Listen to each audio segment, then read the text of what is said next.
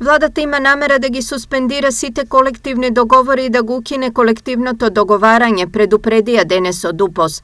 На ваков заклучок тие дошле откако по интервенција на Државниот трудов инспекторат веќе бил укинат колективниот договор во Министерството за земјоделство, а имале информации дека нешто слично се подготвува и во други институции.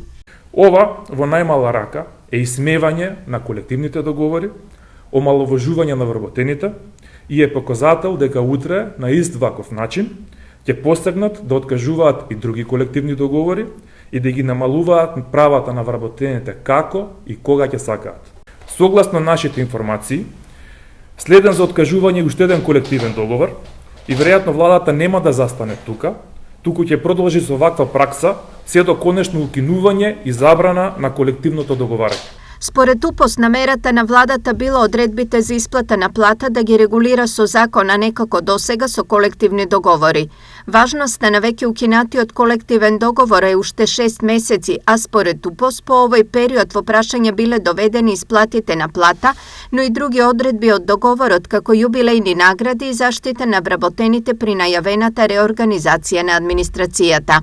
Ова значи дека припадниците на шумската полиција кои земаат плата согласно овој колективен договор, ќе земаат плата само уште 6 месеци, а потоа Господ нека им е на помош. Бидејќи колективниот договор ќе трае уште 6 месеци, јавно ги повикувам сите членови на синдикатот на УПОС и сите вработени во Министерството за земјоделство да ги искористат поволностите што ги дава колективниот договор и по пат на понесување на тужби да ги остварат своите права.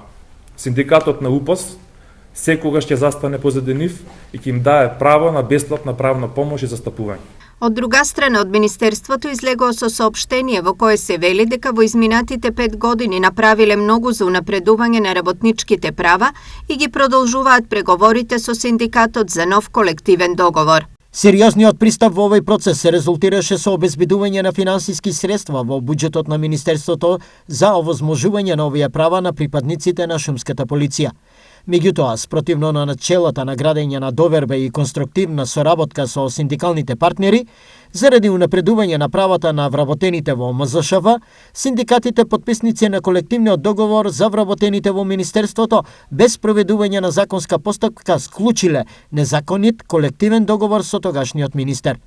Доколку истиот продолжеше да се применува, ќе предизвикаше долгорочни и негативни последици врз остварување на основните права од работен однос на вработените во Министерството.